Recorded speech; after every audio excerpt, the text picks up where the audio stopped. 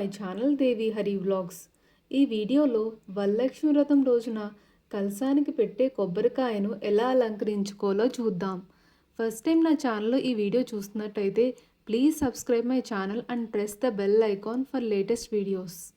దీనికోసం కావాల్సినవి పసుపు, కొబ్బరికాయ, అలాగే గోధుమ పిండి. ముందుగా ఒక బౌల్లో 3 స్పూన్స్ పసుపు, అలాగే 1 స్పూన్ గోధుమ పిండి తీసుకుని వాటర్తో బాగా మిక్స్ చేసుకోవాలి. ఈ గోధుమ పిండి యాడ్ చేయడం వల్ల కొబ్బరికాయకు కుంకుమ బాగా అంటుకుంటుంది. ఇప్పుడు కొబ్బరికాయకు మిక్స్ చేసుకున్న పసుపునంతా స్ప్రెడ్ అయ్యేలా రాయాలి. ఇలా రాసాక కొబ్బరికాయ డ్రై అవ్వడానికి కాసేపు ప్లేట్లో పెట్టి ఉంచాలి.